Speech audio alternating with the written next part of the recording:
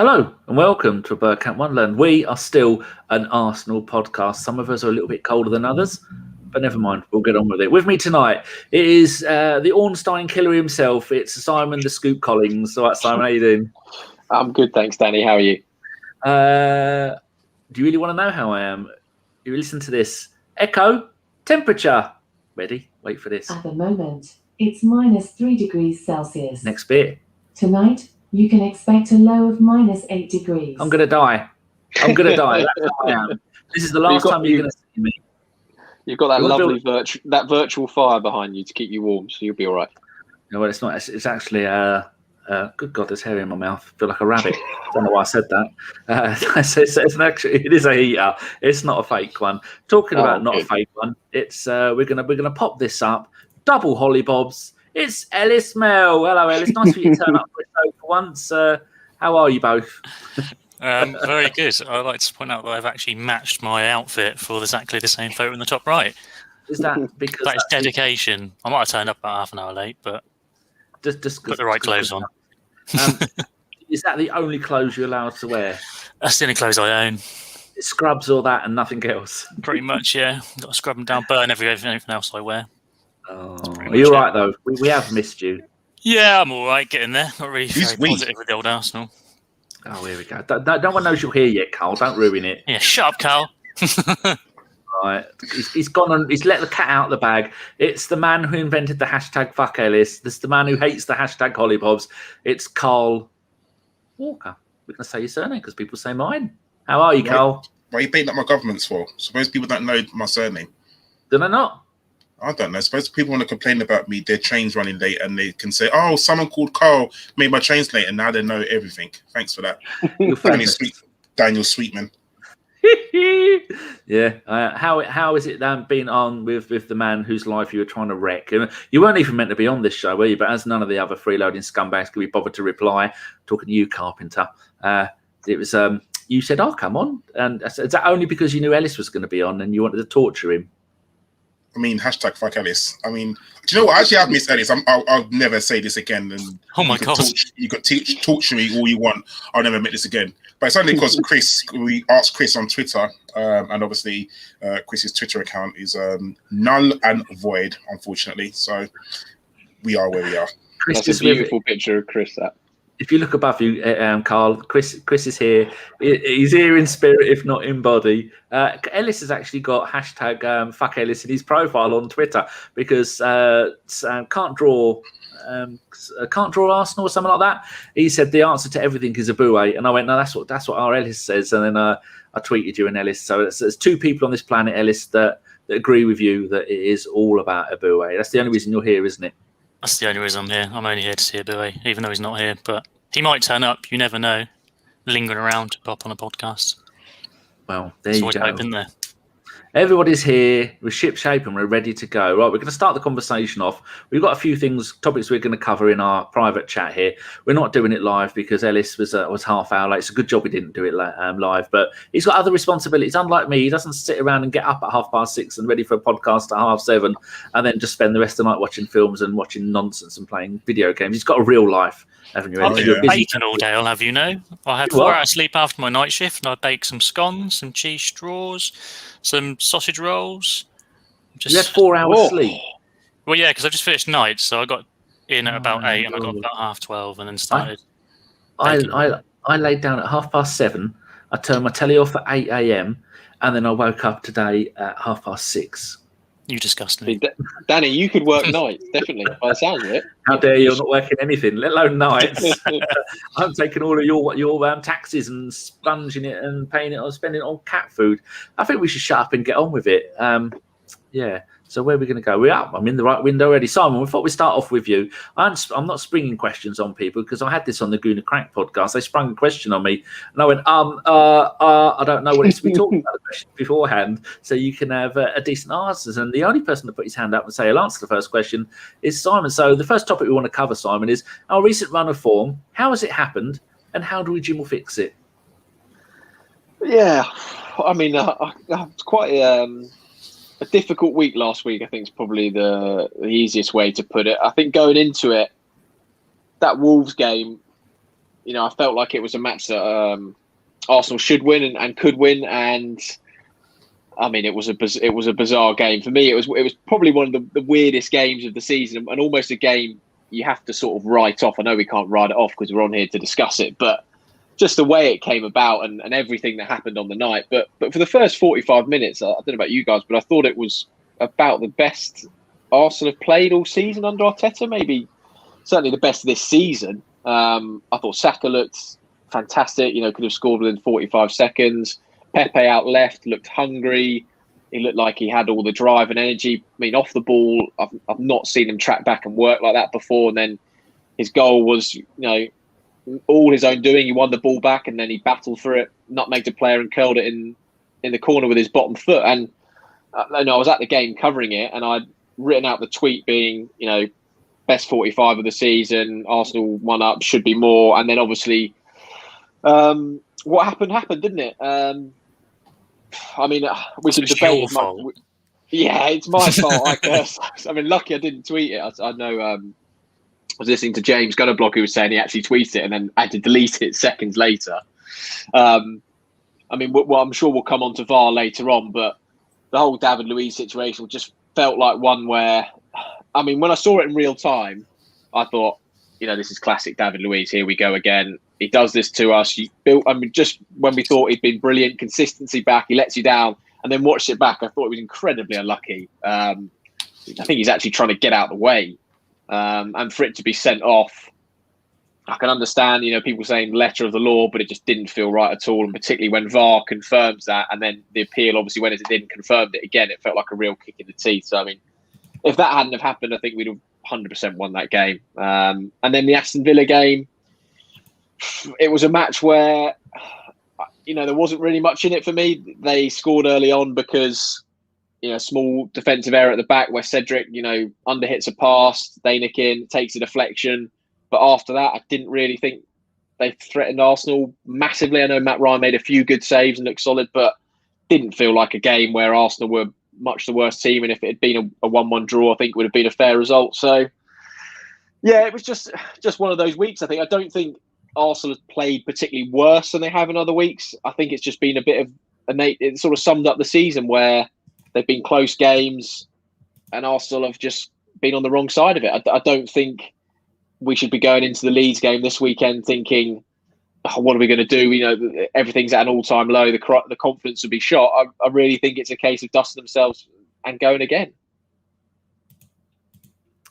Yeah, I'm just trying to. Who was it who tweeted that we wanted some questions? That's very well organised. Was it you, Karl? It was indeed, Danny. Oh, you lovely, lovely man. See, that's why you have the password. I did change the password because I forgot what it was. Indeed. Ellis, you got any thoughts on what Simon was saying? In terms of general sort of analysis of both the games, not really. I think I'm in pretty much agreement with Simon there. I think the way we are at the moment, the matches are being decided by fine margins, really. We're not really at the ability to where we can just completely put any team to the sword and just batter them. It's a case of the game's going to be tight. Sometimes the luck goes our way. Sometimes it doesn't. I mean, it's frustrating to look at how sort of far we've fallen, that we are sort of not really terribly upset with losing to Wolves and Villa. Like, you rewind a couple of seasons back and we'd be pissed off to losing to them. But it's just the way that it is. The VAR thing obviously will come on to. I think it's just frustrating. And I think all these mistakes the referees are making, especially for us, because we are literally this bad, that we rely on them to have a good game. And if they have a good game and swing it against us, we haven't got the ability in the squad to sort of turn that around. Like, you can look at this, like Man City, for example, against Liverpool. They got a penalty against them. If that was us, that'd probably turn us on the head and we'd probably end up losing that game. But City have the quality to sort of overcome poor decisions, and as do a lot of the other teams in sort of the top 4, top 5. Whereas we aren't really at that point yet. I think we're still sort of a very much team in development. And when we do have these issues with referee, issues, decisions, mistakes from key players, it is going to cost us, and it has cost us. It's just the way we are at the moment. Until we get our performance up to that point where we can sort of maintain that high quality regardless of what goes against us, then we are going to lose games to Villa either 1-0 or lose 2-1 to to Wolves when we look like we're on top and playing probably some of the, again, I agree with Simon, the way Pepe, if I can try and get a positive, I think Pepe, for me, I've been highly critical of, has been playing really well, and especially in that Wolves game and with the goal that he scored, that's a quality game. And unfortunate for Pepe, it's probably going to be forgotten about because it's a loss. But yeah, I don't think, again, agreeing with Simon, it's just constantly me talking about agreeing with Simon, but yeah, I don't think you can take too much out of either as a result. I don't think it's going to knock our confidence. I think hopefully we can sort of use that sort of siege mentality with the decisions that have gone our way to try and gear the guys up. I know Leeds, they're in a sort of a good form at the moment. They're scoring goals. Bamford's getting goals and assists. Rafina's getting goals and assists. They've got some in-form players, and if you're looking on paper, we're not in form. But again, they're fine margins, and if the tide turns a bit in our favour, then that's a game that we can probably win. Oh, go on. Sorry, don't you think it shows how far? I know we're talking about fine margins, but unfortunately, fine margins win games. And you're looking at the fact that Aston Villa and Wolves have both done a double over us. Now, I don't think that's happened since the 80s. Since Danny had hair. Doesn't it show like kind of how far we've fallen? The losses at home, again, you're talking about fine margins, and again, you're talking about another fine margins at the games that we've lost. It's not just our recent form, is it? It's kind of a mentality in the squad, because how is it that we've allowed ourselves to fall that far down the pecking order that, Aston Villa, who just about scraped staying in the Premier League last season, and Wolves, who hadn't won for, 8 games before they played us, to win. And yeah, you can talk about the red cards. Unfortunately, they obviously helped them, but it's the fact that we allowed ourselves to be in that position. Like you said, Simon, we had one of the greatest halves of football against Wolves brilliantly, but we only scored 1 goal. Why is it that we couldn't put that game to bed?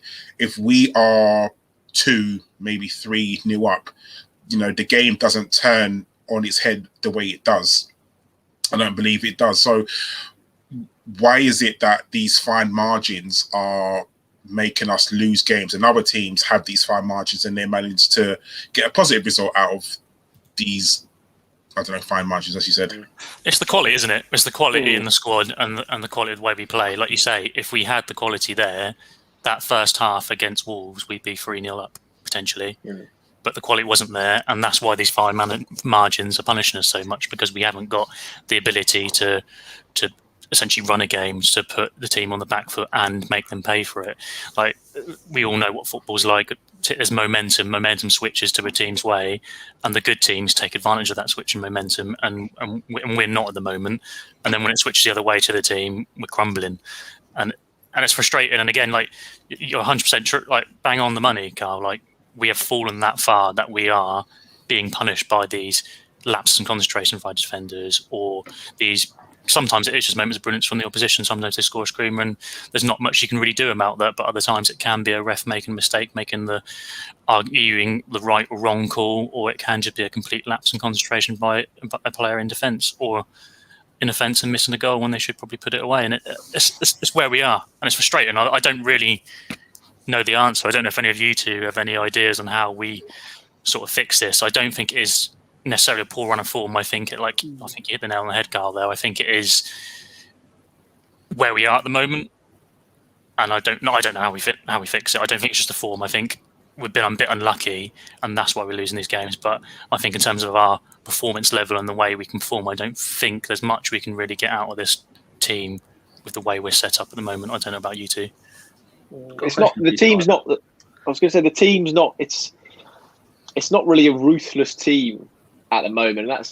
That is about quality, but it's also a sort of personality trait. I think perhaps it's down to confidence. I don't know, but the best teams, the best Arsenal teams in particular, were ruthless.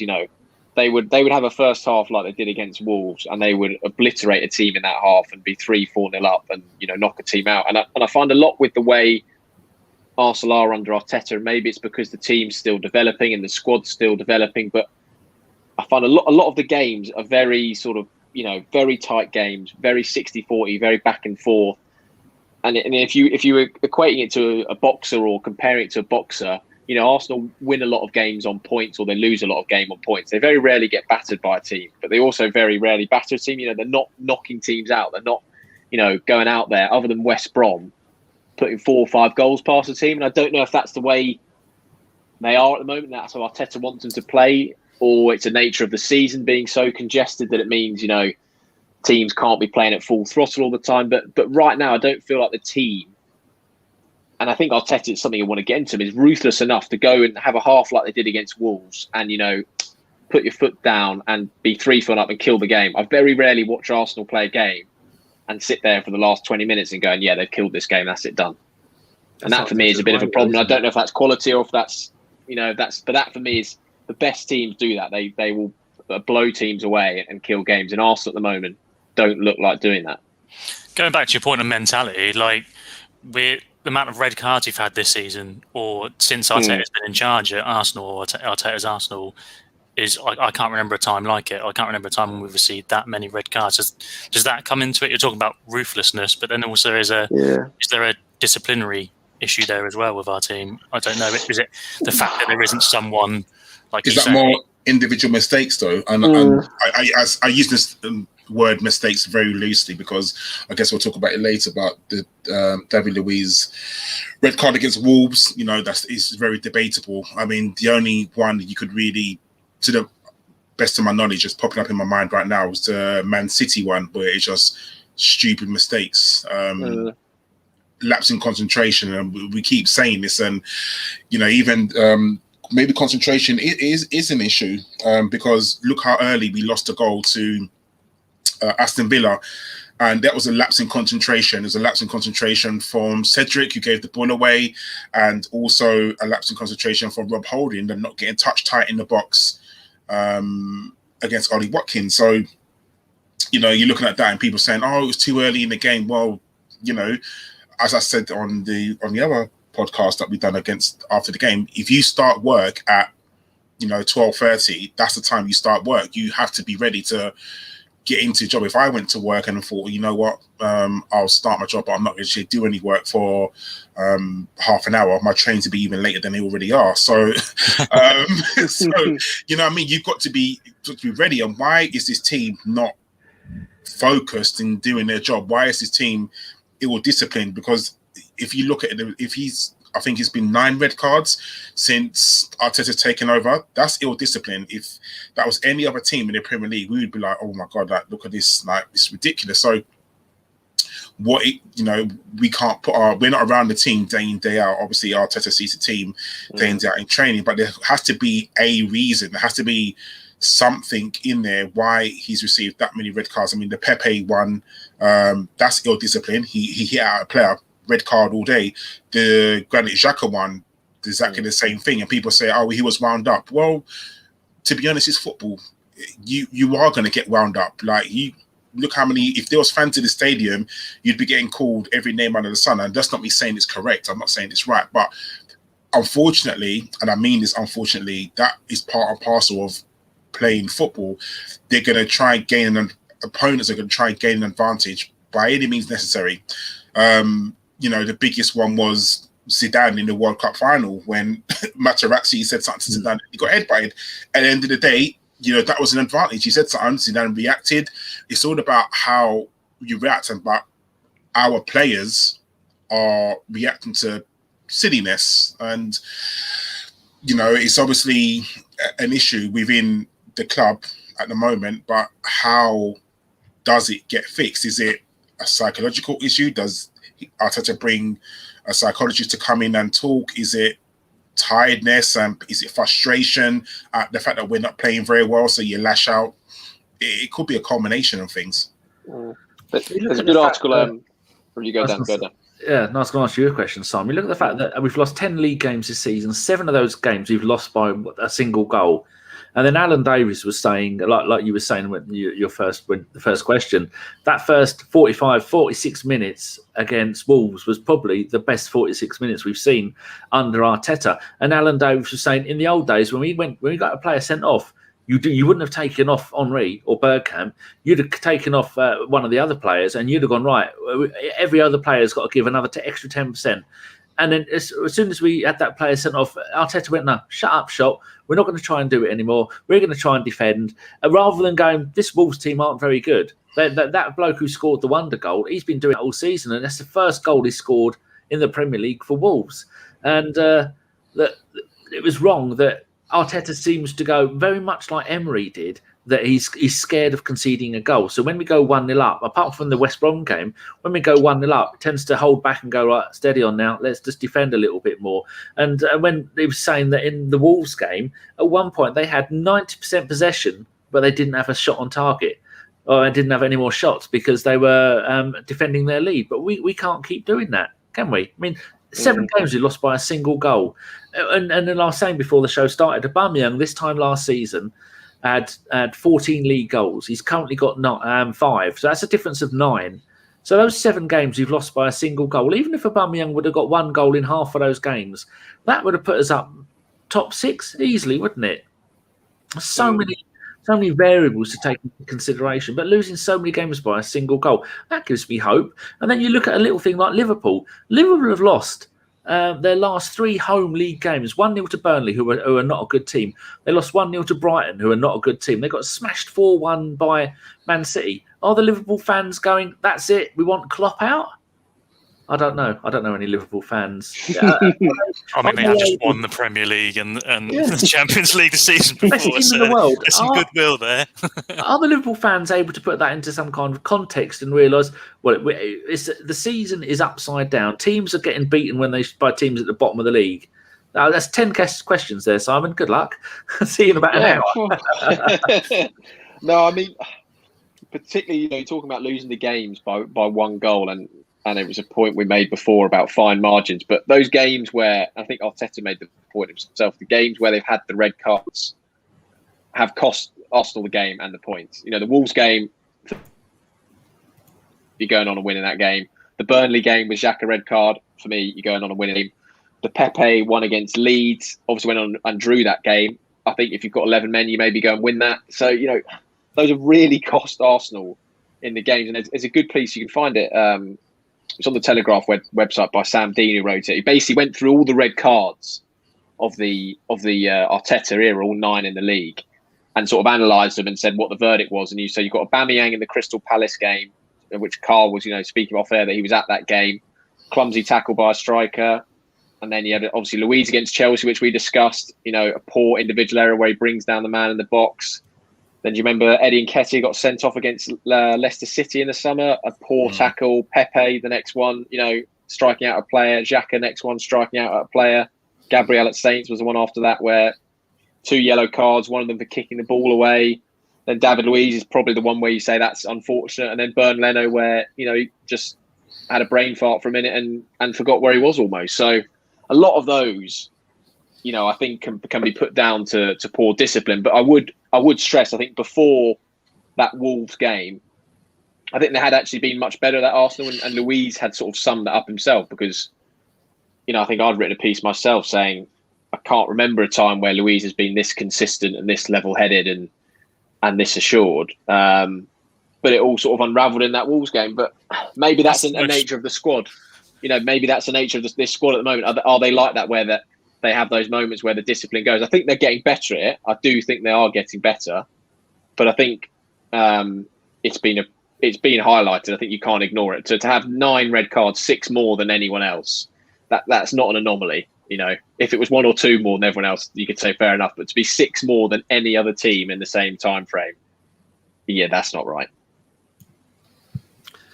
Yeah, something needs to be done about it, and it's the fact that we just hold back when we need to score more goals. So the 2 best games this season for me, Ellis, has been the West Brom game when we were absolutely when we want to. Some of the goals that we score are absolutely stunning. We've had quite a few of them this season, and the first half against Wolves. But do you wonder why some Arsenal fans that's never enough? They're incapable of seeing the wood for the trees. Where they go, no, I don't care. We've lost 10 league games. That's an absolute disgrace.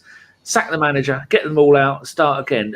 Do you have any idea how these people think this is going to work, because I'm arguing with some moron on Twitter at the moment. He just wants Arteta out and he doesn't care. We can't keep doing that. We're not a club like Chelsea and Man City. Not that they keep sacking their manager, but Man City did go through a period where they were getting a new manager every couple of years.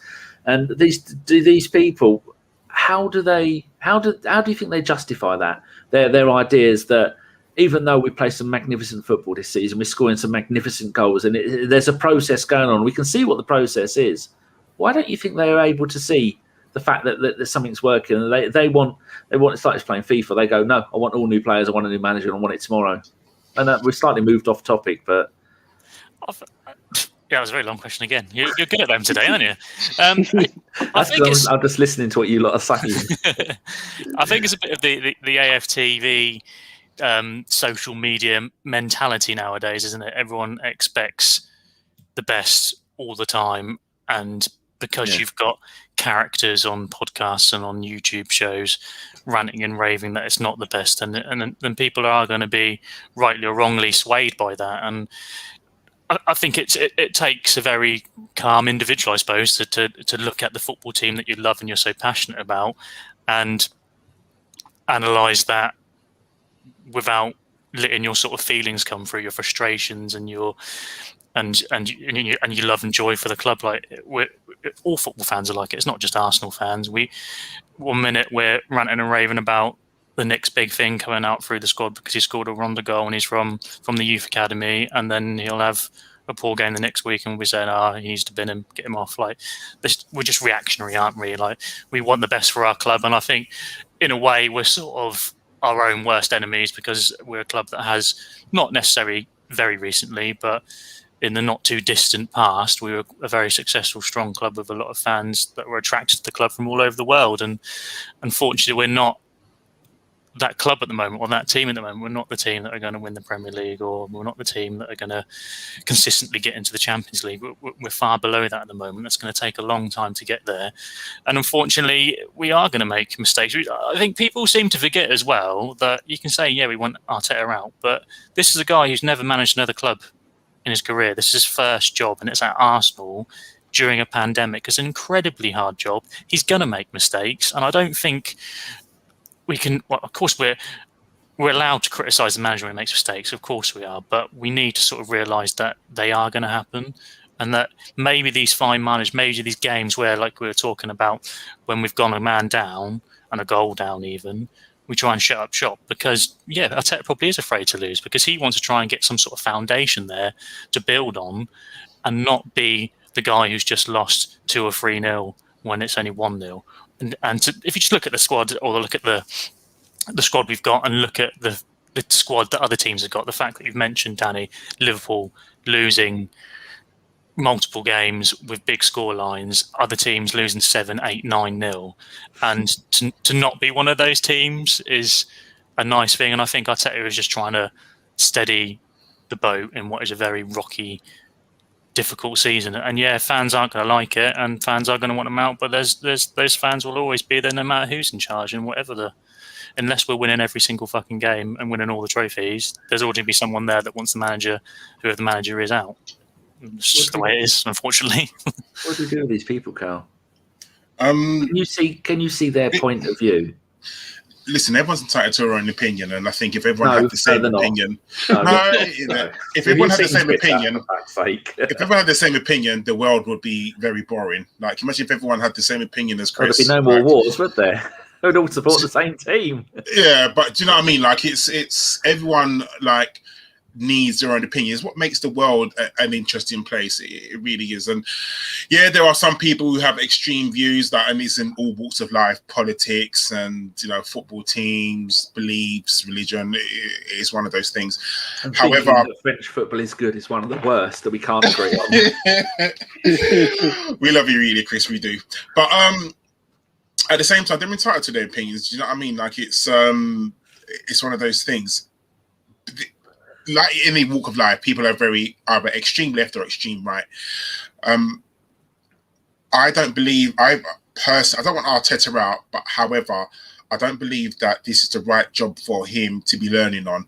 I think the Arsenal job is far too big for you to be making your managerial debut and to be learning on the job. Because at the moment, if we was a club that, you know, we was playing well, then by all means you can come in and do that sort of thing. But we was a club that was in turmoil when he took over. From, you know, the Emery days, we was in disarray. Let's be very honest. However, I believe that he's trying his best. No manager goes in and doesn't try their best. He's trying. He's learning on the job. I don't believe he should be. I believe I think we do need an experienced manager. However, we don't have that. So you have to back the players, back the manager, and back the team that you've got. We don't have any other players. We don't have another manager. This is the one you have. And at the same time, you got to look at it is, if Arteta does go, genuinely, and I mean this genuinely, who else is there to bring in? In world football right now, there is not that many managers to bring in. I mean, Tommy Tickles, he's gone to Chelsea. Allardyce has gone to West Brom, isn't he? So yeah, Lampard's out of a job. Well, there's Lampard. Where's Owen Coyle at the moment? Oh God, could you imagine? But like, if you're looking at all the big name, Allegri, can we really afford Allegri? Allegri's going to want money. So, and Allegri plays defensive football. Anyone who's watched football in Italy, Allegri is not the most exciting manager. He played in a league where Ellis could bloody manage Juventus and win the league. That was how easy it was. Juventus won the league, what was it, 6, 7, 8 years in a row? 9, I think. It was, so it's not that hard. It's like managing in Scottish football. That's why Steven Gerrard is apparently the next best thing since sliced bread. But there's no one, like, realistically, there is no one else to bring in. So you have to work with God. That's not a reason to keep someone, by the way. Let me make this clear. That's not the reason. But you have to give him time. He has to have time to try and get the team he wants. He's gotten out the players that he wants, the Ozils, the Mustafis, out of the squad. So now he can try and build the squad that he wants. And yeah, he's going to make mistakes along the way. Of course he is going to make mistakes along the way. But, you know, the results aren't as good as we want them to be. Like, we want to be top 4. We want to be up there. Unfortunately, the squad is not good enough at the moment. It's not. Like, you look on paper, the players are not good enough at the moment. The form of the players are not good enough, which we're probably going to talk about later. But, you know, we have to try and back the manager. We have to try and show them support. We have to try and, you know, I'm sure, as Simon probably know, all players look on Twitter to see, you know, their name and to see what people are talking about them, which is definitely a subject we're probably going to talk about in a minute. But move on to that if you want. Pardon? You can move on to that now if you want. All right, we'll do that now. So we've decided that we're not really going to talk about the Saliba video. Listen, whatever happens in that video, there's an investigation about it. That will happen. So we're not going to touch on that. I don't think it's right for us to comment. Whatever happens out of it, everyone's seen the video, and we'll just leave that there. However, what we are going to talk about is the interview that he gave to media outlet about Arteta, and saying that Arteta made a decision about him after 2 games. Now, there's no doubt that these young players definitely look at Twitter. These young players must see people talking about them on Twitter, 100%. And as far as I can see, most people are in the backing of, they want Saliba to come in and play. They're talking about him being a direct replacement for David Luiz. For me, I think it's really hard for Saliba, and I don't know if there is a way back. And I'll ask Simon this question. So when a player gives an interview to a media outlet or a journalist or something along them lines, obviously I'm assuming that most of it sometimes is off the record unless you get that agreement to say, can I print this? Yes, you can. Okay.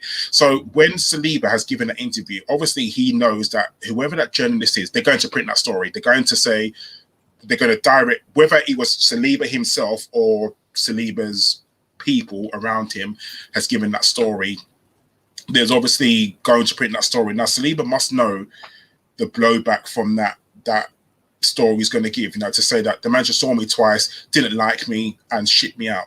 Basically, that was the gist of the story. So when something like that happens, do you, Simon, tell the club first, or do you just print the story and then see what happens, the blowback afterwards? Yeah, it depends how the interview comes about. Certainly for, in the modern era, most of your interviews are done through the club, who will have they'll have a press officer sitting on the interview, who will be there, monitoring the interview, recording everything that's said. So they'll be fully aware of what's been said, what's happened. If you asked a question that they thought was unfair, the press officer might interject and say, I don't think it's valid asking that question, or vice versa. But then you can get interviews where they're done, through the player and through an agent. And that might be a case where a club isn't aware of it. And quite often the case, or it could be done through a PR. Quite often the case with a lot of interviews in the modern sort of journalism world is that normally the player or the agent would request to see the interview before it goes out, or see a copy of the article that's going to be filed.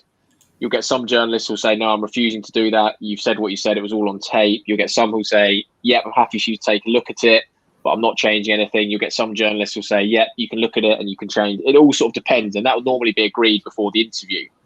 I think this interview, correct me if I'm wrong, I think was a broadcast interview that Saliba did. And the difficulty, with any interview is there'll be things that are said within the interview that will then become the main talking point, the main story. And this is a prime example, Saliba saying what he did there. And, I think people have taken umbrage with the fact saying, well, it's been taken out of the interview and it's been made the story.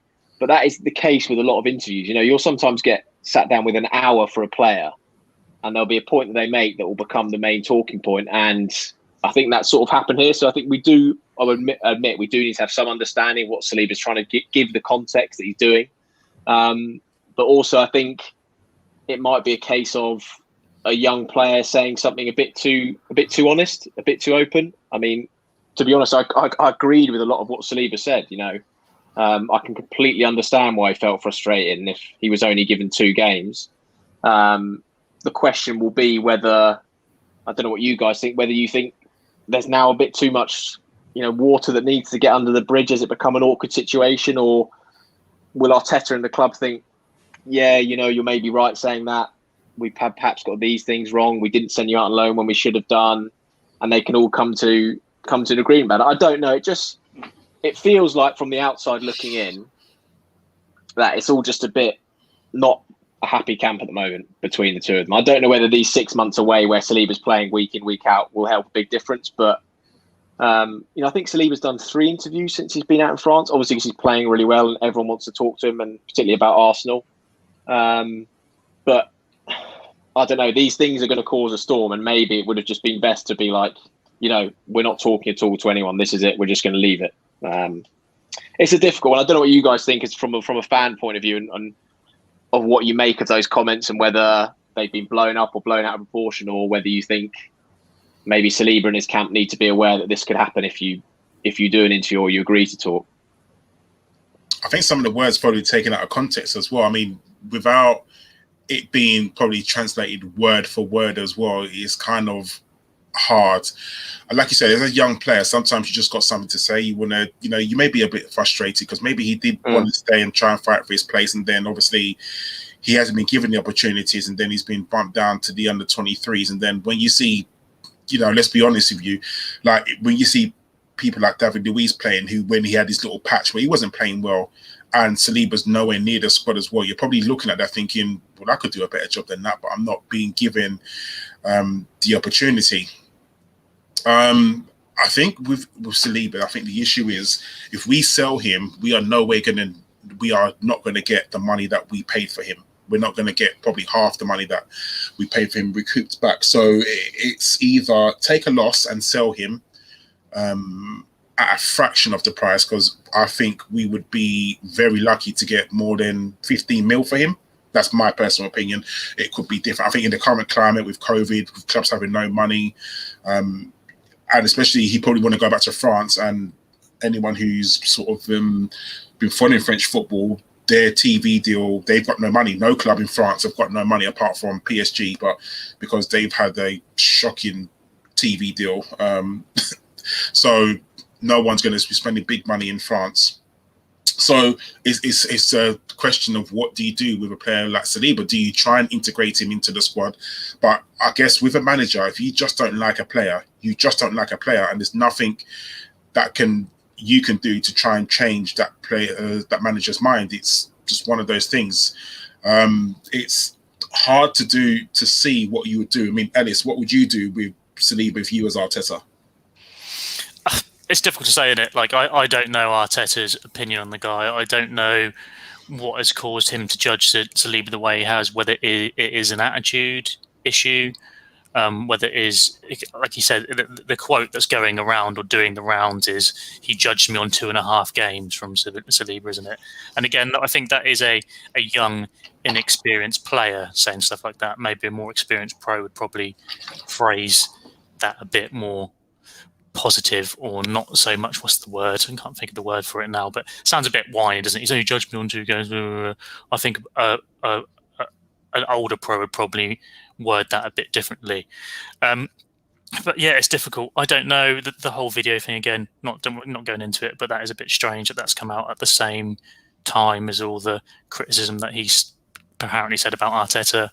I think, for me, I think the writing's on the wall. I think before the video, before these comments, the whole not getting any game time and being sent out on loan after spending quite a hefty price on him sort of indicates to me that the club want rid, or Arteta himself just doesn't fancy him. Again, I don't know what the reason is before that. Has he actually judged him on what he's seen him in those 2 games and what he's seen in training, or is there some sort of attitude problem there?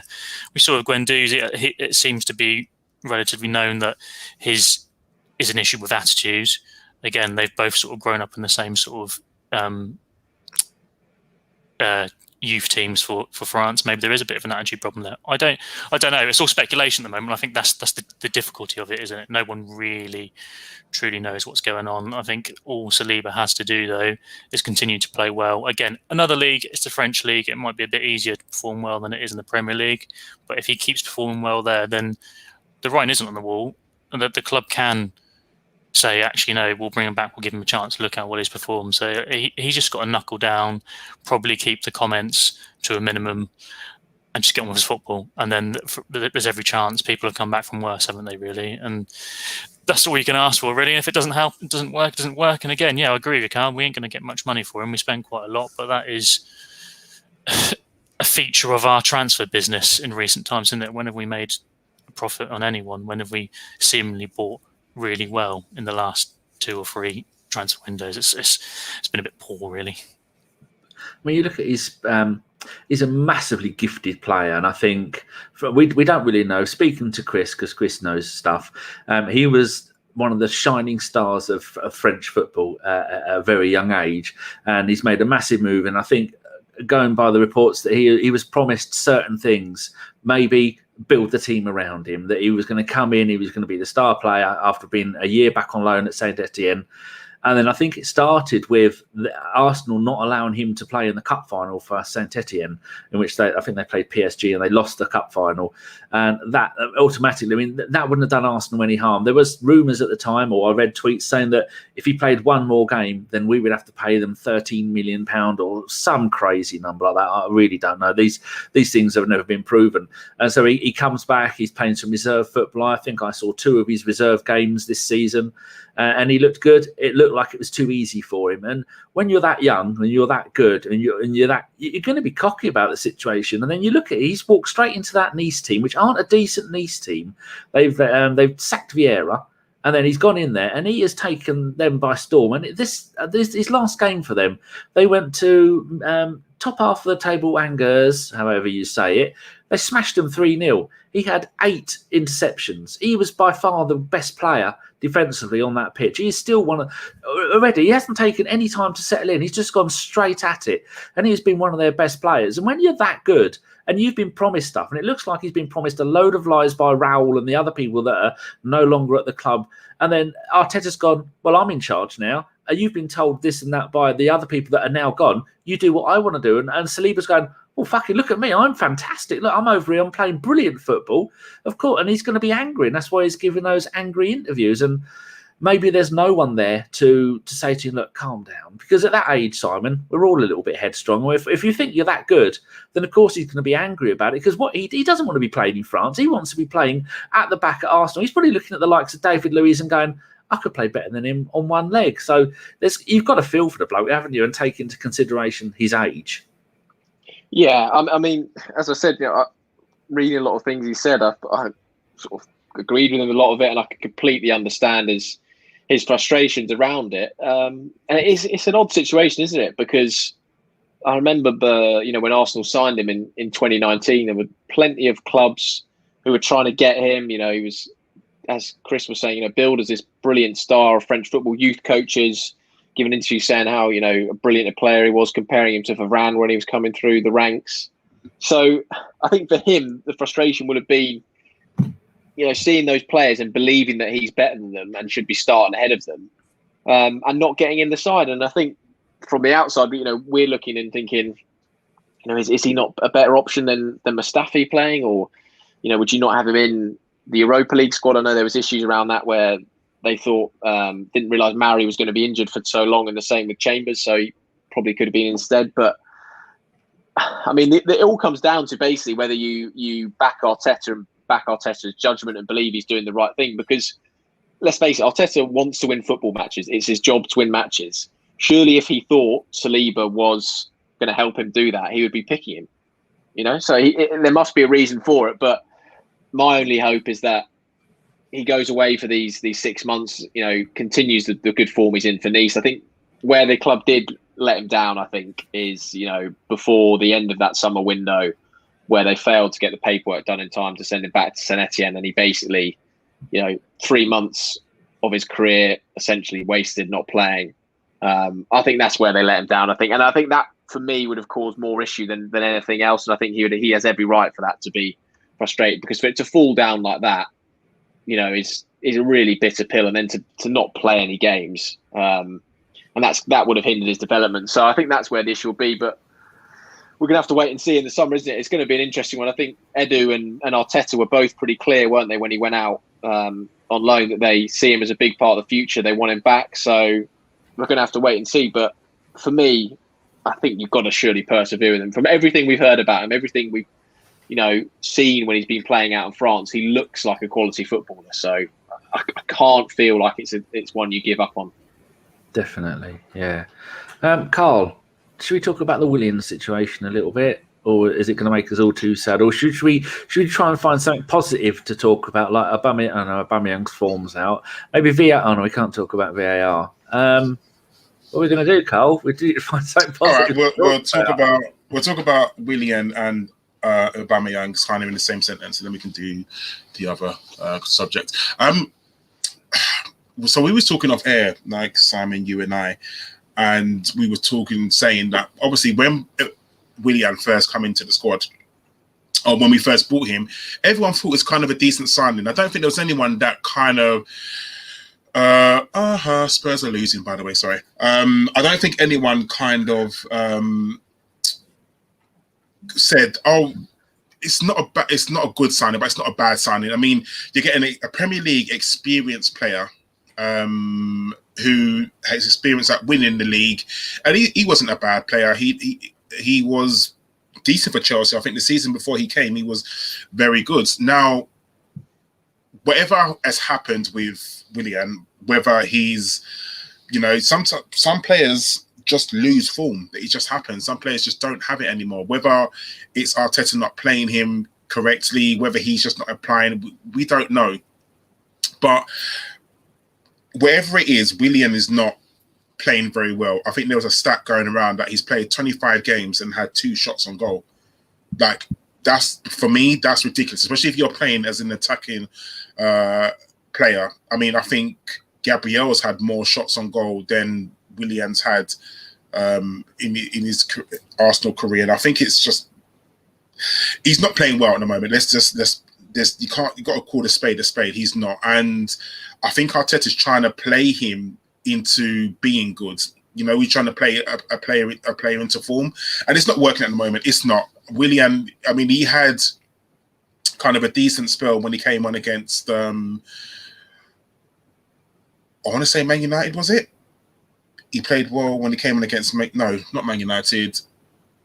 There was one game recently, wasn't Yeah, there? it was one game. It's either, There's that memorable, you can't even remember what fucking One game. I want to say Man United. United away at Old Trafford, he did play. I thought he played quite well there. But No, the one at home when we drew with them. No, yeah, because he made some runs. But whatever game it was. when he came off the bench. Yes. Yeah. So he didn't play too badly. But what do you do with a player like Willian? We have him for another 2.5 seasons. He's 31 years old. No, there is no team that's going to buy Willian, especially with COVID and teams not spending money at the moment. No one's going to buy Willian from us.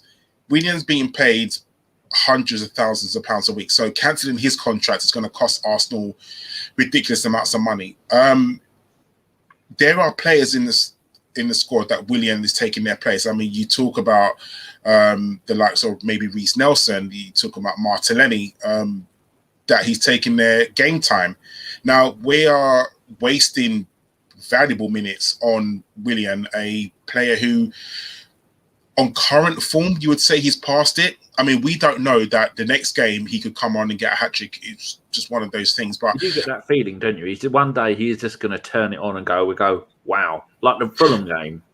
Yeah, but respectfully, and I mean this respectfully, that was against Fulham. Who, not respectfully. So it's just silly. But are we wasting valuable game time and game minutes on Willian Ellis? Do you think that we'd be more suited giving the game time to people like Reiss Nelson and people like Martinelli, who could be the future of this club? 100%. I wouldn't play him until I'd give him the odd substitute appearance. I'd give him rotational games when we have to rotate the players. Yeah, but I don't think he should be the starting right winger, left winger, whatever position they want to play him in. Cam, if they even try it there, I don't think he should. Personally, I think when we did sign him, I think I was probably in the camp of you, Karl, where I tried to convince myself it was a good buy. He's an experienced Premier League player. He should do all right. But again, it's just another Chelsea player we bought that hasn't really done much, sort of an attempted stopgap signing that hasn't really stopped anything, hasn't improved us greatly, hasn't really done much. And the fact that he's come from Chelsea probably doesn't give him a lot of what's the word? Love. Yeah, love or backing from the fans. They're not going to be, oh yeah, it's all right. It'll be, Agent Willian from Chelsea, yada yada yada, as soon as he does anything wrong. So he's got that to contend with as well, and the fact that his agent was a key player in getting him to Arsenal. Obviously, Arteta likes him as a player and thought he was a good acquisition for us, but it's just not materialised. Like when he played the Fulham game, we all thought, it's a good buy. He's doing all right if he can do that. I think at the time I'd probably put him into my fantasy team. He lasted like 2 weeks and he was removed, and I wouldn't ever put him in my fantasy team ever again on current form that he's playing at the moment. So it's difficult, and I think, Karl, I agree. He shouldn't be taking the game time off. Even Pepe at the moment. Pepe's in form. I wouldn't take Pepe out for Willian.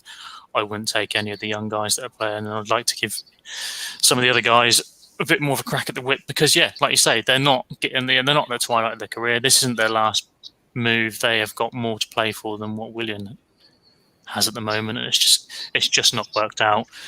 And we ain't going to get any money with him again. It's Arsenal transfer business at the moment. We haven't bought well, and I don't think we've bought well in Willian. And I don't know if he can turn it around, but I'm not willing to let him. I wouldn't be willing to get him to try and play out that form. He'll get his opportunities, like I say, in Europa League, or if it's a game that we need to rotate. But he shouldn't be a starting member of the team for me personally. I don't know how Simon feels.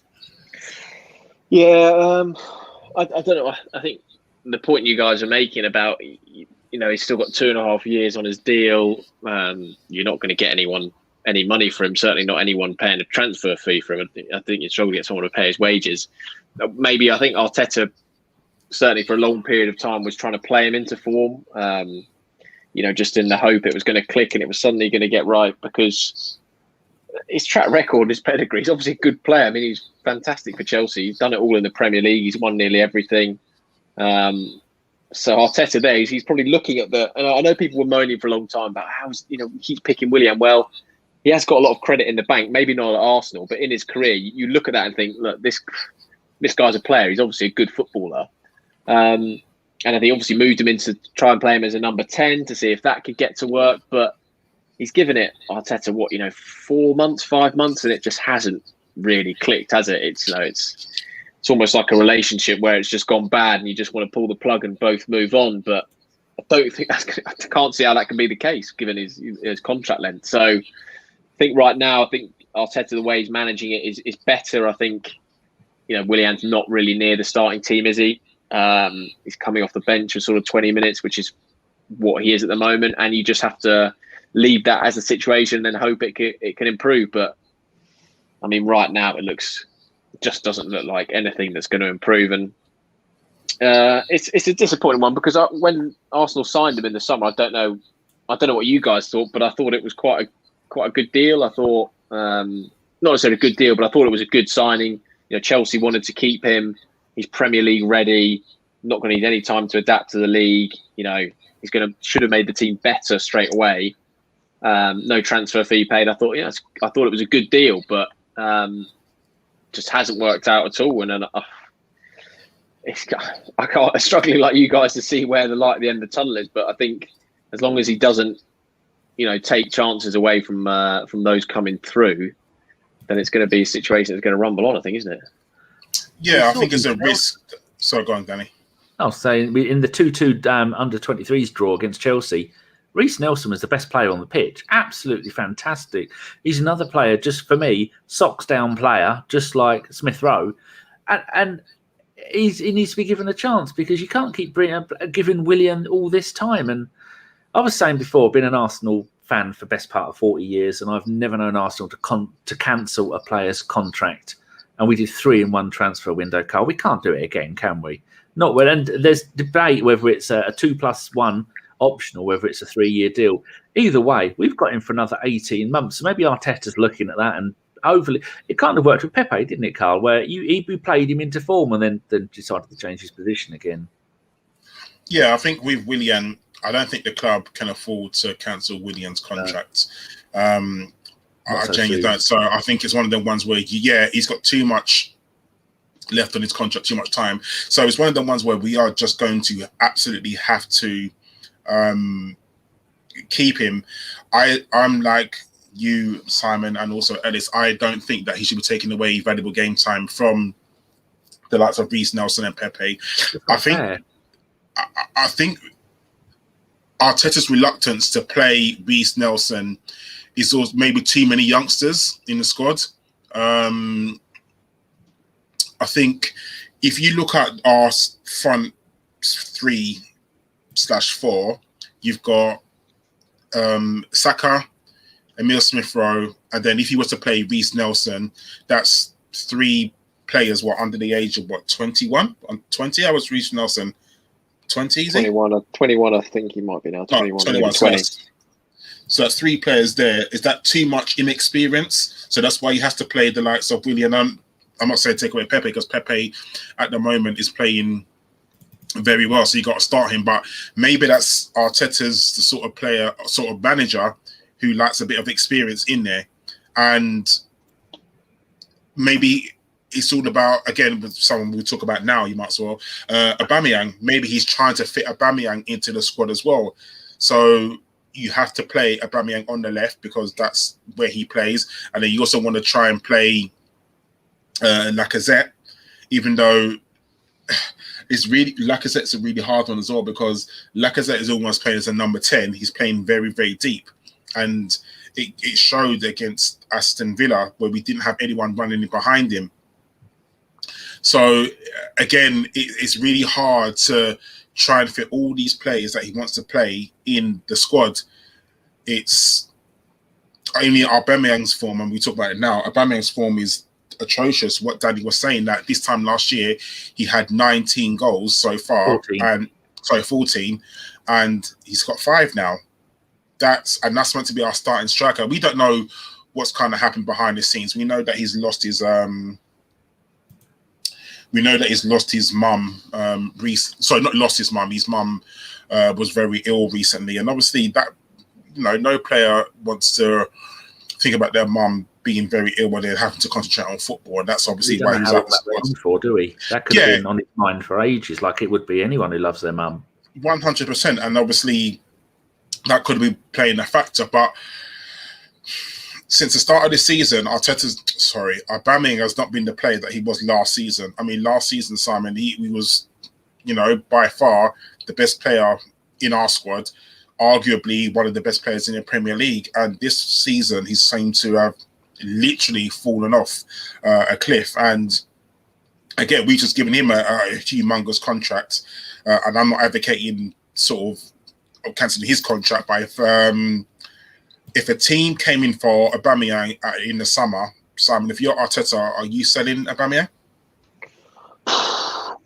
Good question, isn't it? I mean, I think it's also one. There'll be some fans who say maybe you should have sold him last summer, but I think that's hindsight being 2020. For me, I still think you stick with Aubameyang, and I would still stick with him this summer.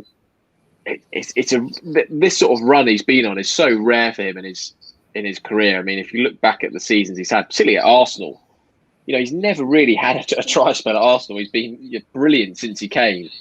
It absolutely hit the ground running when he came in that January window. Dortmund, he was fantastic there. So it is so out of the blue for him to have this sort of run. We don't know, as you say, what's been impacting him off the pitch.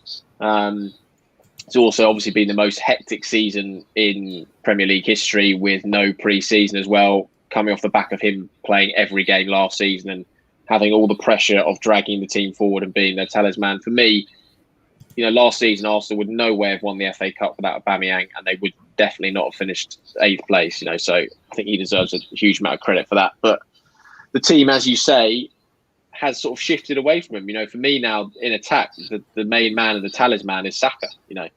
He's the person I look to make something happen. And there are times when I watch Arsenal and they're thinking the same thing, because remember that West Brom game where it was basically for the first 30 minutes, it was like get the ball to Bukayo and, let him do something special. So whether that's part of it, whether the team is, not the whole last season was, the whole formation was based around getting the best out of Aubameyang and that 3-4-3 and playing to his hands, and the attack has shifted a bit from that. I think what you do with him now is really going to be interesting. I wonder whether, if Tierney is out for a couple more games, we don't know, we're going to have to wait, we'll find out this week, whether you think the way to get everyone into the team, because Pepe, I think at the moment is playing well enough to not drop him, whether you think, right, let's play Saka left back, let's play Aubameyang left forward, Pepe right forward and Lacazette through the middle.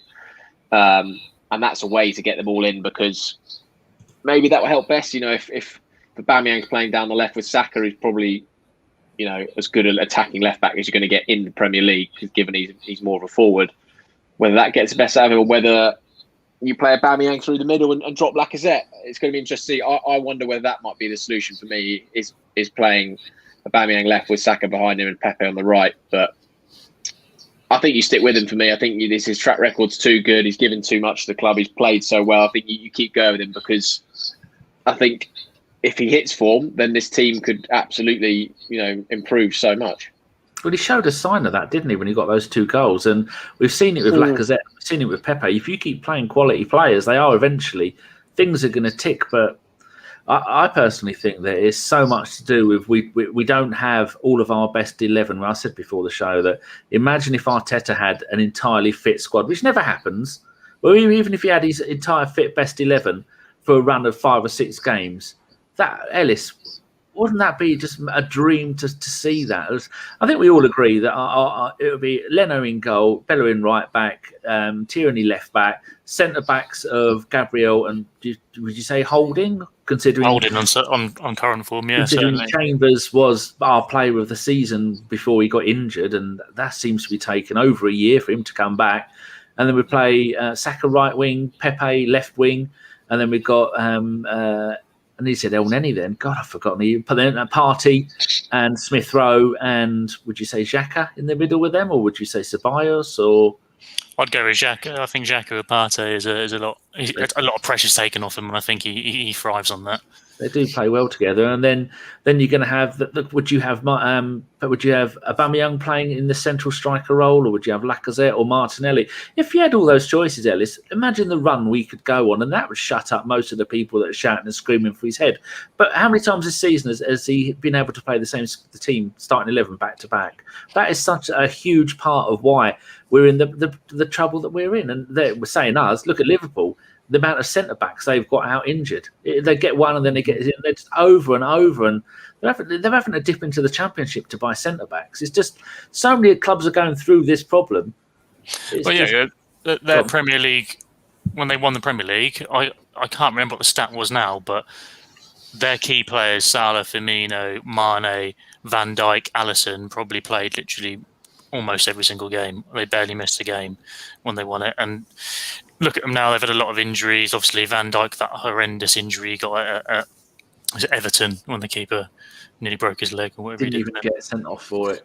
No, but David Luiz gets sent off for brushing someone's stud with his knee. But yeah, it's difficult. I think we're certainly not going to get that this season. I don't think anyone really is, because the fixtures are coming thick and fast. As soon as there's an outbreak of COVID anywhere, a fixture is postponed and then they have to cram it into another week. It is realistically, if I'm being completely honest, they shouldn't even be fucking going ahead. We shouldn't be playing fucking football. As nice of a distraction it is for all of us to, well, maybe not a nice distraction for Arsenal fans, but a nice distraction for football fans to actually have something to watch. Realistically, it shouldn't be going on, and that is what we're seeing the effects of that now, because if you're in a perfect world where there is no virus, then you wouldn't have cancellations, you wouldn't have to cram all the games in whenever you can get them in, essentially, just so you can play a bit of football. But that's besides the point. Yeah, I can't remember what your question was now about having everyone fit, wasn't it? Well, what sort of runs do you think we could go on if we had the entire squad? I don't know. Realistic, basically, that our best players, if we had them fit for a run of 6 games. Even if we had our best players fit, I think we still struggle. I think this team, for me, it's the mentality of a lot of our players. Like, I don't want to question anyone's mentality particularly, but I'd say as a whole, there's no one in our team that stands out with a very strong, resolute mentality. Sort of, when they get knocked down, they'll come back from it quickly. We've seen Alba's form dip with, again, we don't really know what's going on with his mum, how unwell she is, if that plays a factor, or if it's just the fact that he's out of poor form because he's not scoring goals, and it's not really something that he's ever come across in his career, certainly the last, like Simon says, in the last ever with Arsenal, and those seasons with Dortmund, he's never really gone through a run like this, so that's difficult. Lacazette has fluctuated in form, and when he scores goals, everyone in this team has fluctuated. No one has really been like, yes, I'm taking it by the horns. I think we just struggle with a mentality thing. And do you also think, as Arsenal fans, we think our players are better than they actually are? I think any fan does that. We always try and pick up our own players. We always try. If you sign anyone, you try and make the case for them to be a good player that you've signed. Like, it's just the mentality of football fans. You want your team, and you look at your team, and you expect your team to be better. I think a good judge is to get someone to look at a player you rate and watch them a couple of games, and then they'll tell you, like, a non-biased, not someone who hates your club, but just an average Joe football fan will tell you their honest opinion on a player. I think we watch a lot of our team, and sometimes we are a bit hypercritical of certain players, and other times we praise them a bit too much. We all have our favourite players. Everyone does. Like, I really like Hector Bellerin, but I'll admit that he's been a bit shit of late. But I think he's had a half decent season, but because people immediately don't like him, I think they're very quick to pick up on his flaws. But I think his defensive game has definitely improved it. He's better defensively, isn't he? I think defensively, I think he's better offensively. Yeah, offensively, he's dropped off. Yeah. He was, obviously, again, you can look at the injuries that he's had, but offensively, I don't think he contributes nearly enough. Like, you look at the left backs we've had in, when even Kolasinac at a point, when he was played under Emery, was contributing a lot down that left flank in terms of getting assists and driving forward. And Bellerin, for me, just hasn't really done it. He's gone in fits and starts offensively, but it's difficult. I think the mentality is not there. There is something wrong mentally with a lot of our players, and I think they're very fragile. And when it comes to becoming out of form, it takes them a long time to recover from that. And also, just going into game by game things, when something negative happens to this game, a sending off, a penalty, whatever, we don't really recover very well from it. And I think Arteta, going back to what I said earlier, with these only 1-0 losses, these sitting back and trying to protect leads and not being too outgoing, is to try and combat that weak mentality, because he knows if we let another goal in, then that could be it for us. And I don't know how you combat that. I don't know if I don't watch a lot of football. A lot of people out there probably do and watch a lot of other teams, but I only really watch Arsenal at the moment. I'm not even watching them that much. But I don't know if there's anyone out there that we should be targeting who has got the sort of captain mentality that could just sort of, I don't know, just give us the kick up the arse that we need. Because I can't really name anyone on our squad, mentally wise, who I think is really solid and is not going to be rocked by a bit of bad form. I don't know about Karl, Simon, or Danny. If there's anyone you can particularly point out on our team that is Tierney, I think, is a pretty good. I think it's probably a rare example in there. I think. Maybe not Holding.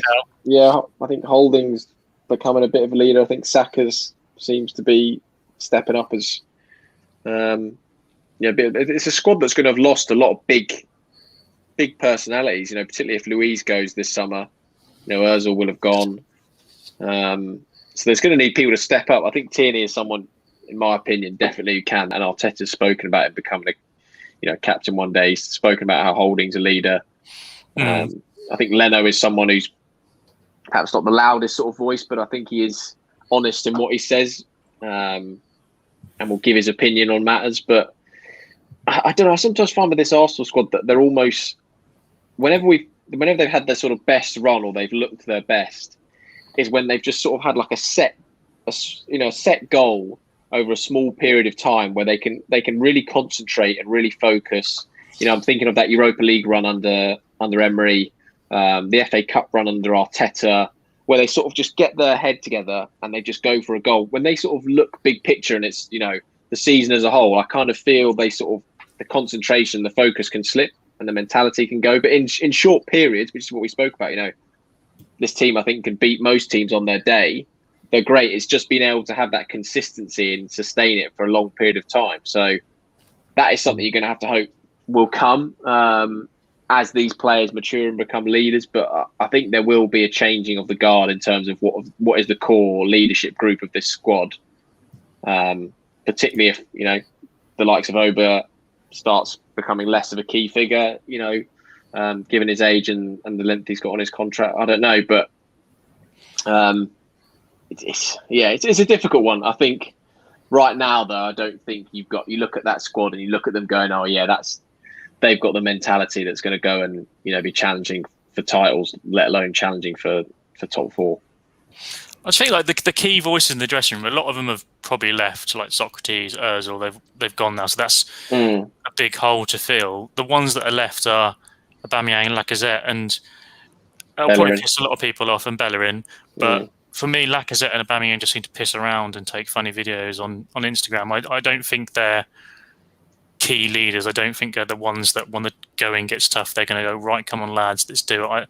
I think Aubameyang for me is just a very chilled, relaxed, fun-loving guy, and that's a great character to have. But I don't think it's not necessarily a character you want as your captain to try and drag people out of this ballroom. I don't think he is that guy. I think he's probably a great guy to be around when everything's rosy. He's a lead by example sort of person, isn't he? He's the sort of talisman you rally around. But is he? But then when he isn't leading by example, when he isn't poor form, is he the captain? Is he the man you want in a crisis? We kind of already showed it, didn't he? When we went on a poor run of form, he didn't do any interviews, and then I think we won one game, and we come out in the interview, and he said, when we're not playing well, I don't really want to talk. But that's not a captain. The captain should be in front of a camera all the time, saying how bad we are. I personally think giving the captain's armband to Aubameyang was one of the worst things we've done. I genuinely do.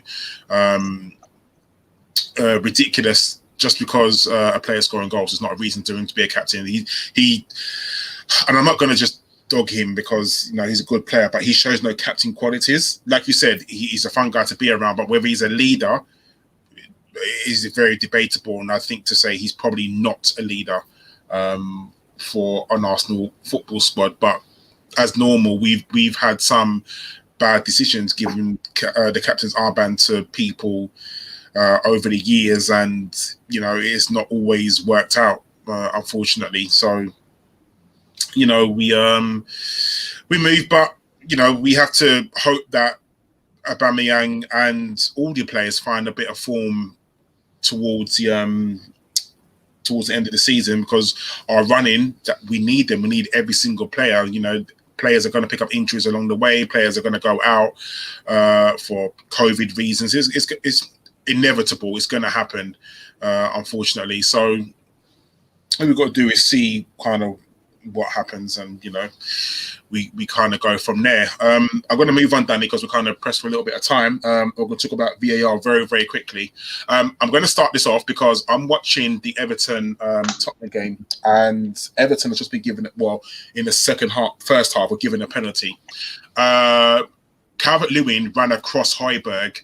Højbjerg tripped Calvert-Lewin up and in the penalty box and literally gave a penalty. Only a penalty, no red card. Now, there is zero, and you probably go on Twitter, you'll probably see everyone talking about this. There is zero difference between what Højbjerg did to what Everton did.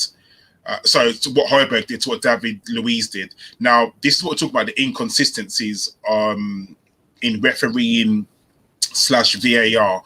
I was waiting to talk about this, actually, just watching this game, because it's absolutely ridiculous. Now, I hate to be the guy to say that Arsenal are being targeted.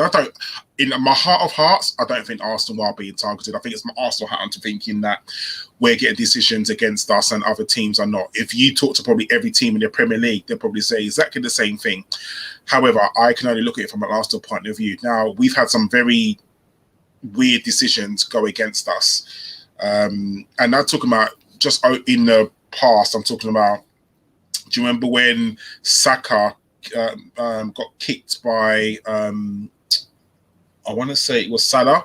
Do you remember when Mane elbowed one of our players? Do you remember when we played, I think, Crystal Palace last season, where we had a goal disallowed because apparently Holding fouled someone in the box?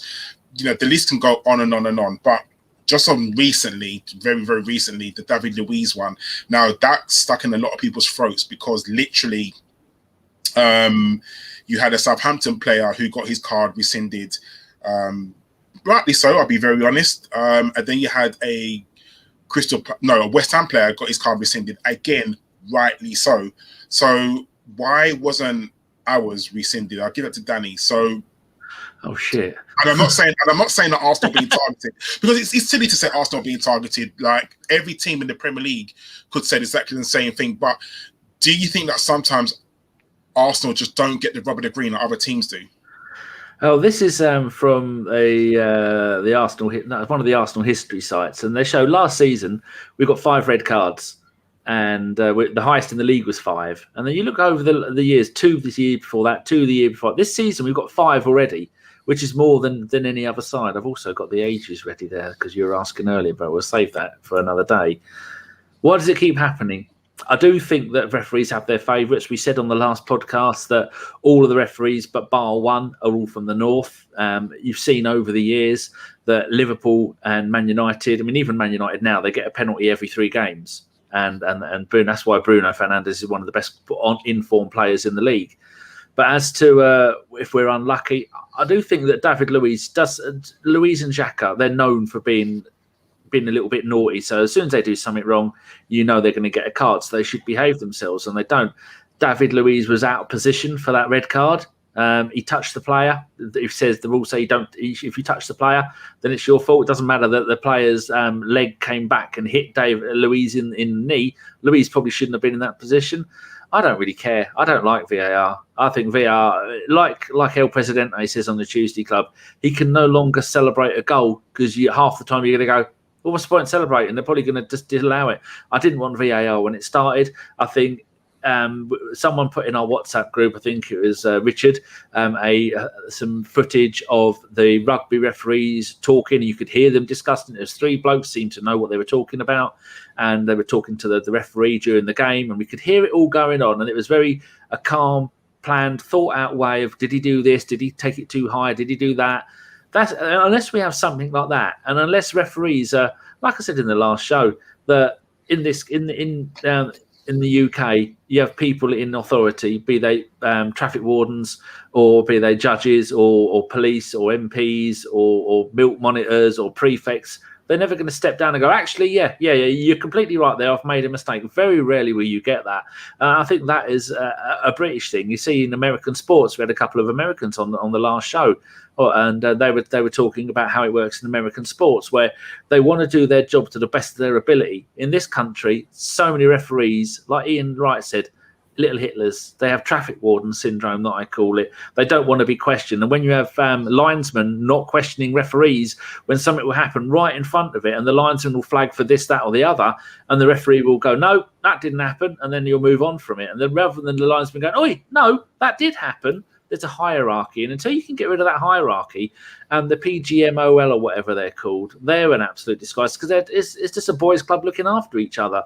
Get rid of VAR. You're never going to get rid of it. But for as long as you have VAR, you're going to keep ruining the game. I like things not working right and people going just the rub of the green and teams having home advantage. I don't want VAR anymore. It's killing the game. You can't celebrate. It's no fun. Did I answer your question? It's a double sickener, isn't it? Because when you get, well, like the Luiz situation where, you feel aggrieved because you don't think it was a penalty or a red card. So you feel down about that. Then it gets checked and you get kicked again because the referee looks at it and goes, no. You almost get the decision twice.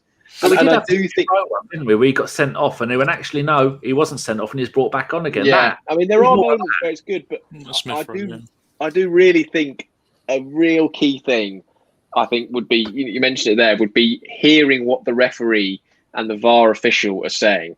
Because even if, you didn't fully agree with the decision, if you could hear their reasoning and understand it, you would accept it more. And it would also get rid of, the fan viewers. People goes, I'm doing it because it's Arsenal. Because you obviously wouldn't hear him going, it's David Luiz. I'm just going to say, Arsenal. You would actually, you could understand. If they did say that, it'd be amazing TV. But no, you could hear the decision going, the one goes, by the letter of the law, I'm sending Luiz off because he hasn't made any attempt to play the ball.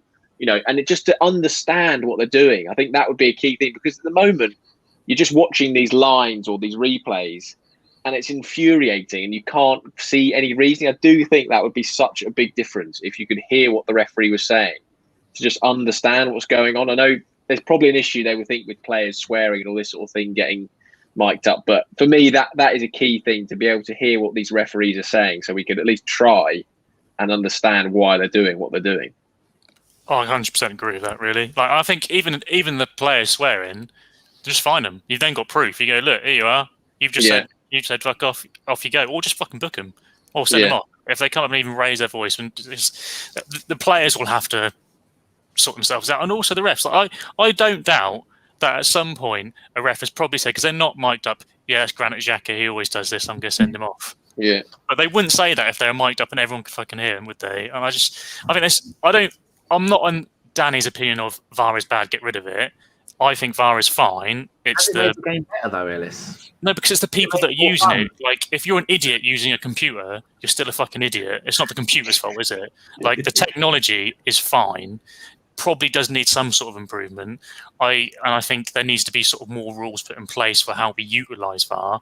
But it is the people using it. It is the referees that don't get invited to World Cups because they're not good enough, because they frequently make mistakes, because they're not accountable for their actions. I said it in our WhatsApp chat. Like, if I made a drug error at work and someone's family member said, no, actually, I think that's wrong, I don't go up to them, no, you're not allowed to tell me off, that's a fine. Because that's what happens in football. If a manager criticises the referee, they get fined for it. If we appeal a decision that goes against us, we get punished for it. Like, it's the system is wrong, and I'm not saying there's corruption there. I'm not, and I don't think there is. I don't think we're getting an unfair rub the green. I generally just believe that a lot of our referees are a bit incompetent, aren't very good. I think you could fix VAR by having X amount of people that are only there employed to run VAR. They're not referees that are reffing games one weekend and then in VAR the next weekend. They are solely there. They know the technology. They know the rules of the game. They are the same group of people that are there all the time. And I think that would get rid of some of the discrepancies, some of the subjective decisions, because it will be the same people saying, well, actually, no, that player just clipped him. That's a red card and a penalty. And we give it to David Luiz, so we need to give it now. Or, no, actually, we don't give that for everyone else, so we're not going to give it to David Luiz. Just have a bit of consistency there. That is what I think people are pissed off with. At the moment, there's not much to watch. There's a lot of football games on. A lot of people are bored, sat at home, watching football. And I think the referees are getting found out. And it's frustrating. And there's I don't know how we get round it other than just completely tearing it up and starting fresh. But who the fuck would want to be a referee? Like, we mentioned it pre-pod, like the abuse that Mike Dean's got. I hate it. Look where you have to start off in Sunday football, where they threaten to kill you and your family, and referees have been chased off the pitch because you don't start at the top. You don't go, I want to be a referee, and the next day you're refereeing a Premier League game. You have to do the donkey work down at the lower levels, and you have to have a decade. Why? So I put this in our group as well. Why? Why does that need to happen? So everyone knows I work for London Underground.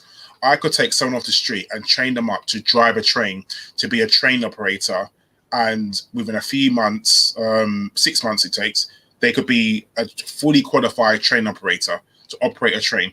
So you tell me why you can't take a person off the street and train them up to be a referee and then to them to be a fully qualified referee. There is no reason why that cannot happen. There is no reason why you have to come up through the ranks. It's the same as being a footballer. You could be playing on, take Ian Wright. Ian Wright was playing Sunday League football.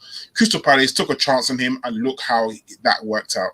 You can train someone to do any job in the absolute world, any job.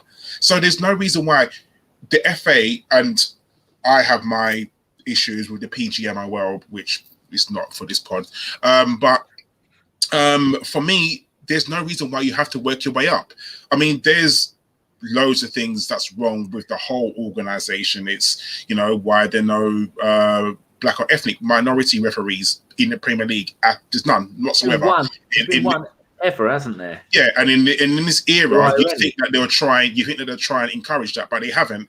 The Premier League put out a 6-point plan to try and battle to combat racism, but there was no point or no plan to get more black referees into the game. Has Sian Massey actually refereed a game yet? Because she seems to have been a fourth official. Yeah, but the last 4 or 5 years. Yeah, but wait, there's difference in it. If you're an assistant referee, you're not going to be an actual referee, are you? You're either a referee or you're a assistant referee. There's no crossover, is there? So, so we're not condoning. Listen, I'm not condoning it at all. But Simon, quick question: do you think because of the amount of games that are coming thick and fast, do you think there's a bit of mental fatigue with the referees as well?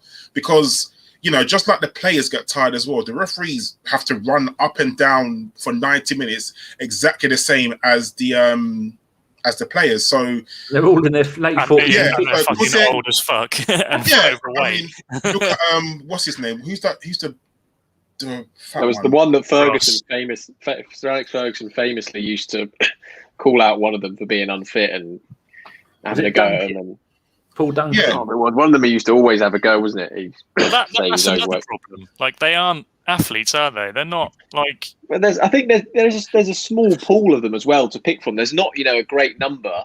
There's a shortage of referees anywhere. I think all in all football in England. I think there's not a great number of them. I think, but at the elite level there is a small number of them, and there's a small number who I think are really good referees. And I tweeted the point you made there, Karl, the other day, and got told where to go by Twitter. But I think it's a valid point. I think I do think like players that referees are going through a lot of games at the moment. Just the endless cycle of match after match after match, and when there's not a huge amount of them to rotate them in and out, it surely must play an impact on them. But I do also think something I hadn't thought before until Ellis said it. the referees are probably now under more scrutiny than they ever have been, partly because they got VAR, but also because there's nothing else to watch unless you want to sit and watch Bridgerton again with your better half, or you can't go out.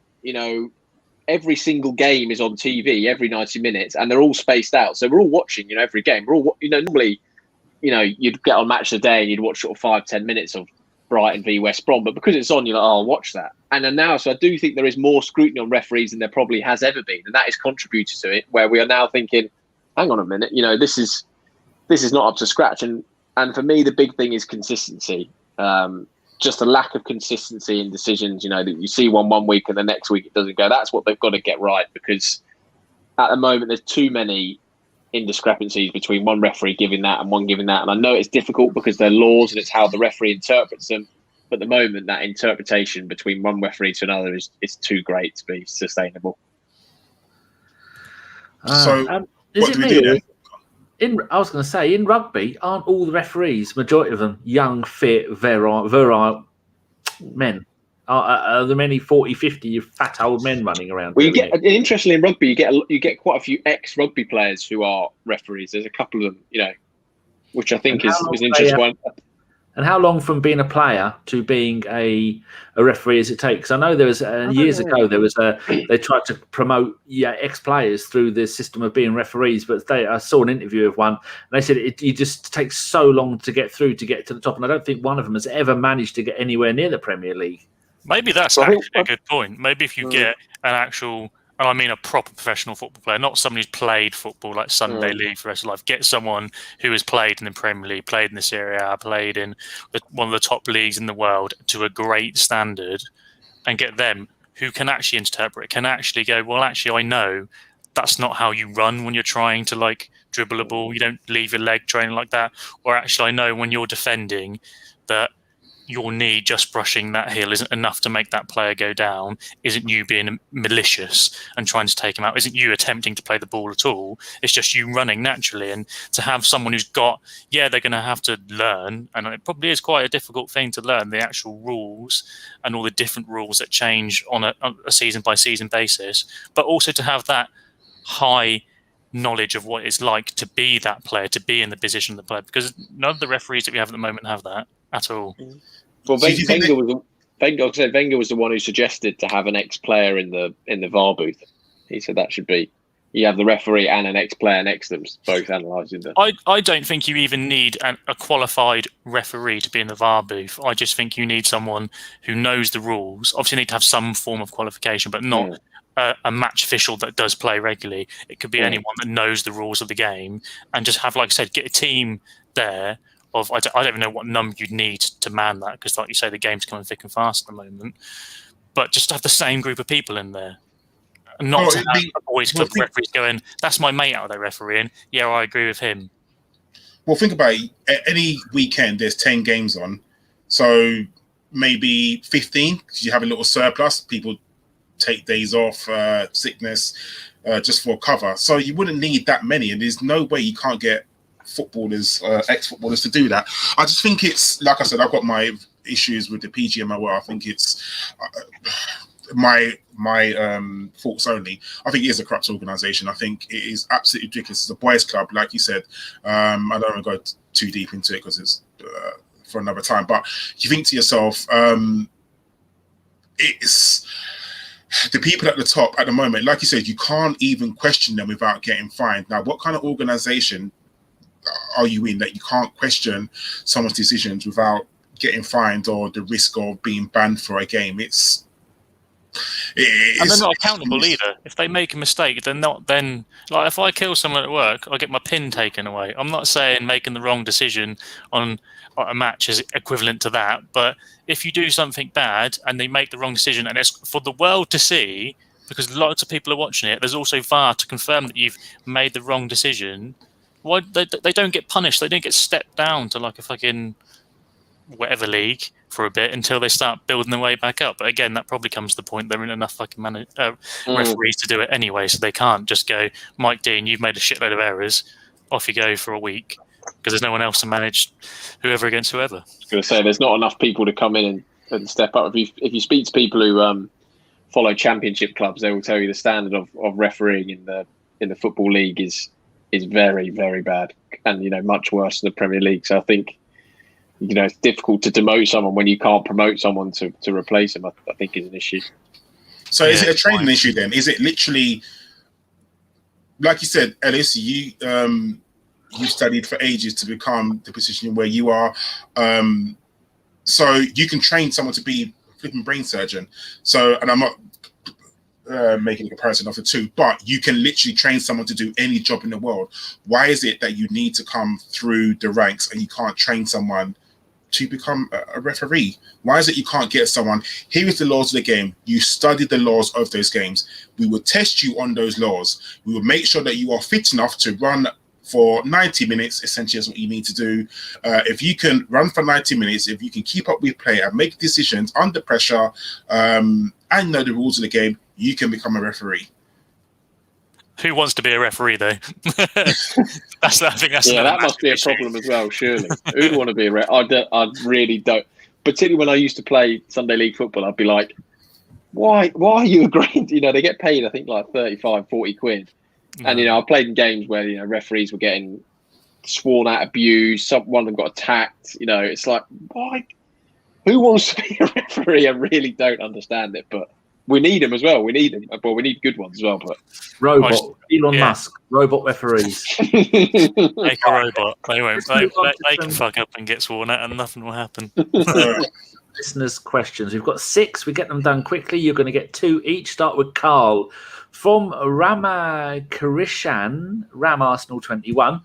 Are we switching to supporting Bournemouth if Vieira gets the job? I kind of do hope he does get the job, because maybe it'll be a little a qualifier for the Arsenal job, So let's hope he does get the job and he gets Bournemouth up to the Premier League. Well, Nantes have just sacked their manager. I reckon he'll go there. Simon, Stuart Cross at Stuart CROSZ. Isn't it about time we started using Martinelli up front? It's clearly his best position, and his movement and hunger for goals is something we need. Now, I'd add to that, hasn't he just come out and said that he prefers to play wide? Yeah, well Martinelli's an interesting one, because I think before he had his first break under Emery said he's a winger, that's where he plays, but I'm going to play him up front because we need to, and he scored a hat-trick in that Europa League game, if everyone remembers. I think he definitely sees himself out wide. I think Arteta sees him out there. Personally, I'd quite like to see him through the middle, because I think he offers something different to Lacazette. He would be someone who runs in behind. I think partly the reason why he is out wide is A, because that's his preferred position, but B, because, a bit like if you remember Walcott and other young players we had playing up front in the Premier League, it's a pretty bruising place to play for someone. So I think that's why he's out wide. But yeah, I would be quite keen to give him a go there personally. I think it'd be an interesting option and something different to what we're getting offered from Lacazette. Superb. Right. Ellis from Fred at RLF86. We're just over halfway into the season. What are your thoughts, not just about all teams, how inconsistent everyone is? Sheffield United only getting their first win of the season. Well, good luck answering that in 30 seconds. I'm not even sure what the question was. Wow. What? What's your thoughts on the season so far? Everybody just on the general season, not us. Yeah. I just think it's a mad season, isn't it? Essentially, like the games, like we keep saying, there's so many of them. They're all crammed in. Games are being postponed. Games are being cancelled. Games are being put in with another week full of games. We're getting 2 or 3 days turnover, and then we're playing another game. I think it's just the way it is at the moment. God knows what's going to happen. I just hope that neither Man United or Tottenham ever win a Premier League, whether it's this one or anyone's in the future. Well, Tottenham are 4-3 down to Everton. It's a good game. 4-3, fucking hell.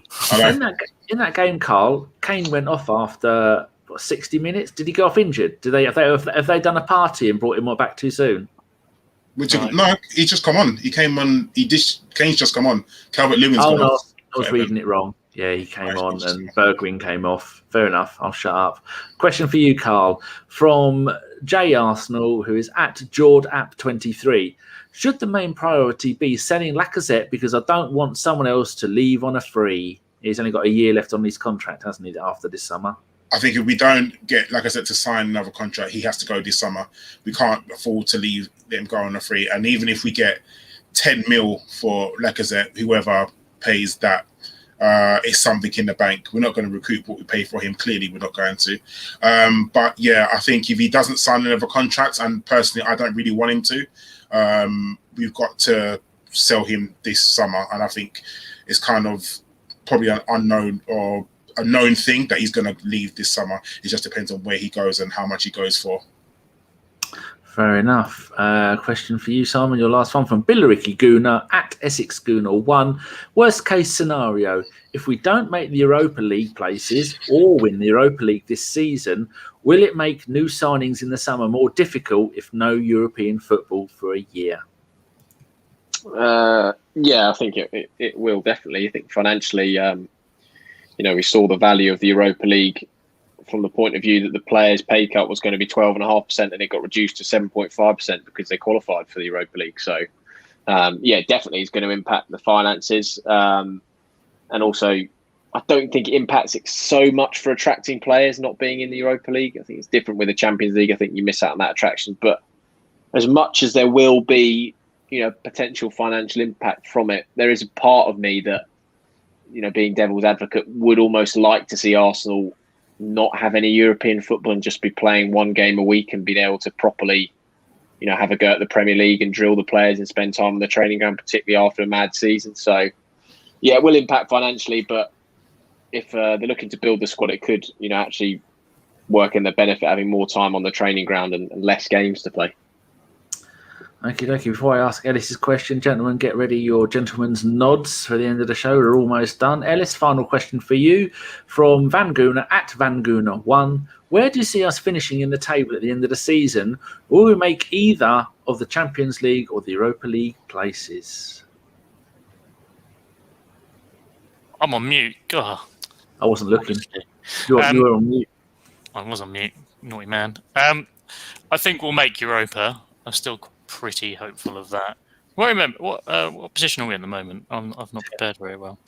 10th, I want to say. 10th, 11th actually. Good God. Leeds went Leeds, yeah. Okay, maybe we won't make it. Who knows? I think we can put a run together and we'll make Europa. Where we're going to finish? Where the minimum position to get Europa League? Do you think we're going to win the Europa League? I'd like to think we'd go on a good run and we will prioritise that as that's seemingly our only chance of ever getting Champions League football ever again. I think the fact that we're now some teams won't be playing their games at home, like we're playing in Rome against Benfica next week. I think it is Rome, isn't it, Simon? Yeah, Rome, and then the second leg I think is going to be Athens, but there is a bit of doubt now it's going to be Athens because Greece have gone into national lockdown, so I don't know if they're going to want two football teams rocking up. Do you think UEFA are going to change it to one leg knockout? I don't think so, but I think UEFA are really keen to not set a precedent of if Arsenal get a one-leg game, everyone's going to be like, well, I think if there wasn't a Euros this summer, I think they probably would have been quite keen to just do a mini tournament at the end of the season like they did last year, but it's not time for that, really. I don't understand the thought process of having two legs in two neutral venues. So you don't give an unfair advantage to the quote-unquote home team? It's to do with the travel restrictions, so they can't go to Portugal. It's on the UK red list, so if Arsenal flew there for the Lisbon game, they would have to quarantine for 10 days. No one gets an exemption from that. But they can fly to Italy and play there. And Benfica can fly there because there's no quarantine rules there. But the one thing I don't get is the away goals. How does that work? I would get rid of away goals because... That's what they're saying. The whole point in having two legs is a home and away to get away goal rules in. Do it at home. Just have one game. I mean, if it's not going to be in Greece, then probably France, maybe. Yeah, I mean, a lot of them have been over in. I think Budapest has got quite a few games. I think Chelsea are playing in Bucharest as well. So, I mean, it's all quite mad, isn't it? It's just, I don't know. I mean, do you think that if it wasn't the Euros, there would be like a mini tournament that there was last year? I think so, because I think that worked. I thought that worked pretty well last year, and it seemed to be fairly well. I don't know if you'd want to try and get a few less games in, so you'd left, because at the moment you've got 32 in the Europa League. You don't have 32 teams in one country, but I think that was it the last 8? I think the last 16 they had.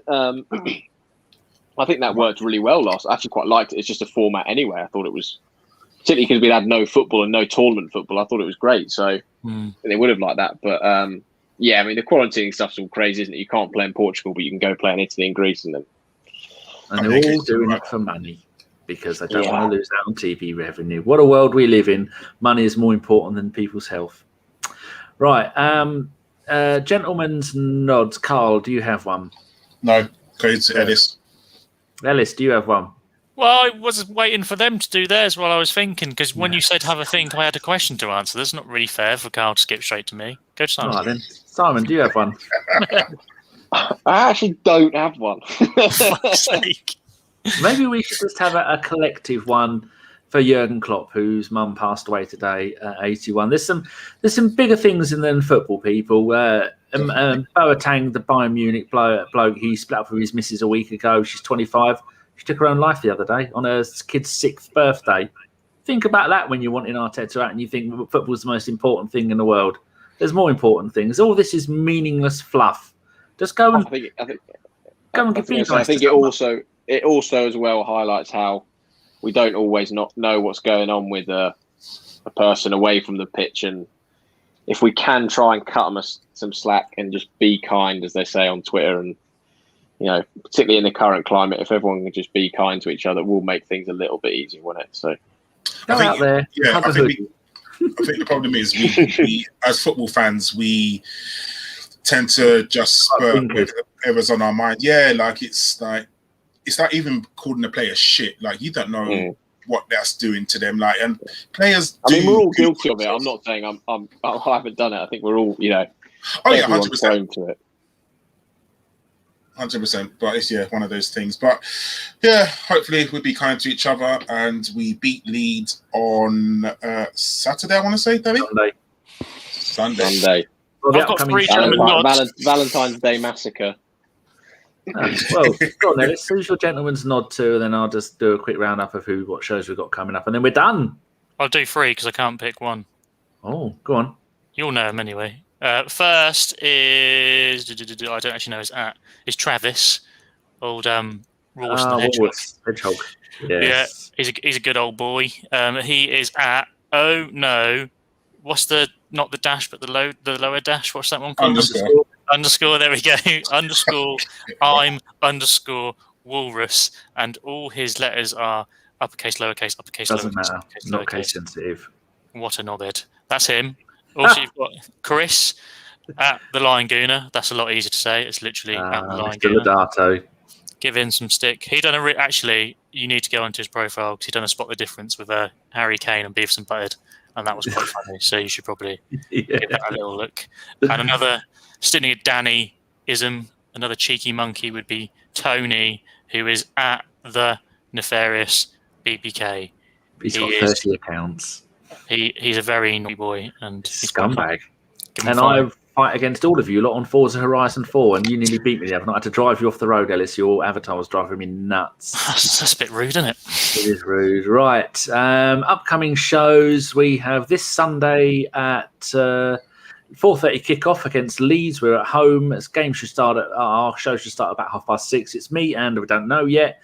The podcast next week is going to be on Tuesday. It will probably be live 7:30. It's going to be me, Uncle Raj, Ellis, and Owen Ian Olin, however he's pronouncing his name at the time. And then next Thursday, we're back in Europe, and it's going to be Ellis again. 3 shows out of 4. Ellis, are you all right?